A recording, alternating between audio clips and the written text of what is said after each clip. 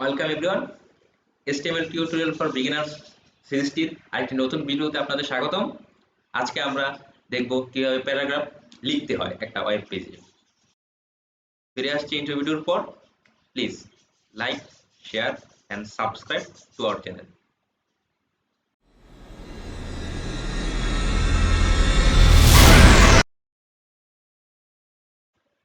আমরা স্ক্রিনে একটি প্যারাগ্রাফের ডেমো দেখতে পাচ্ছি। আমরা গত ভিডিওতে হেডিং ট্যাগ সম্পর্কে জেনেছিলাম। এখানে বাংলাদেশ লেখাটি একটি H1 ট্যাগের ভিতর আছে। আমরা প্যারাগ্রাফের ভিতর একটা টেক্সট লিখে রেখেছি। আমরা এখন নোটপ্যাডে গিয়ে ট্রাই করব এই ডেমো এক্সাম্পলটা তৈরি করার জন্য। চলে আসলাম আমরা নোটপ্যাডে। আমরা নতুন আরেকটি ফাইল খুলে নেই। আমরা স্ট্রাকচারটা নিয়ে আসি আসলে একটু সময় অ্যাডজাস্ট করার জন্য।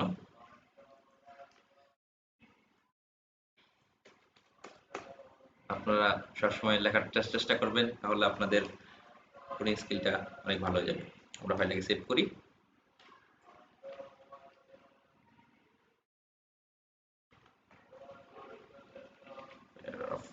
.html আমরা টাইপটা সিলেক্ট করে দিই,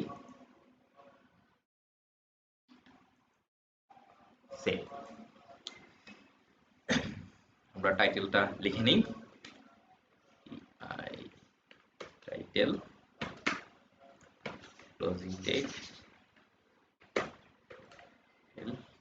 কি ডেট দিয়ে দিই HTML প্যারাগ্রাফ।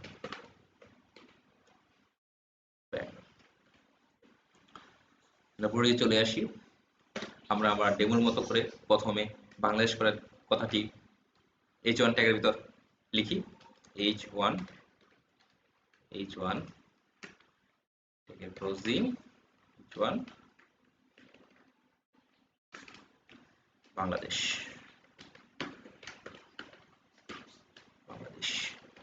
আমরা একটু রান করে দেখি আসলে আমাদের ফাইলটা কি অবস্থায় আছে। আমাদের বাংলাদেশ লেখাটি চলে এসেছে H1 ট্যাগের মধ্যে বড় করে। আমরা এখন প্যারাগ্রাফের বাকি অংশগুলো লিখব। পিটেক প্যারাগ্রাফ লেখার জন্য আমাদের পিটেক ইউজ করতে হয়। পিটেক ও সেভ আমাদের ওপেনিং এবং ক্লোজিং ট্যাগ আছে। আমরা লিখি P close slash P closing. এখন আমরা পিটেকের মধ্যে যাই লিখবো তাই আমাদের প্যারাগ্রাফ আকারে শো করে। আমরা পিটেকে লেখার জন্য কিছু টেক্সট নিয়ে আসি গুগল থেকে। সার্চ করি দেশ, আমরা এখান থেকে কিছু লেখা নিয়ে আসি, কপি করে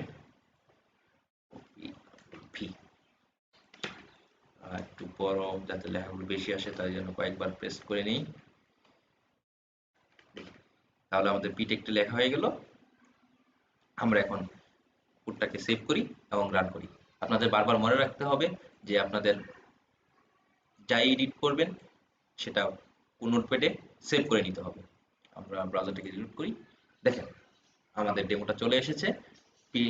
H1 ট্যাগের ভিতর বাংলাদেশ লেখা এবং পি ট্যাগের ভিতর আমাদের একটি প্যারাগ্রাফ লেখা আছে।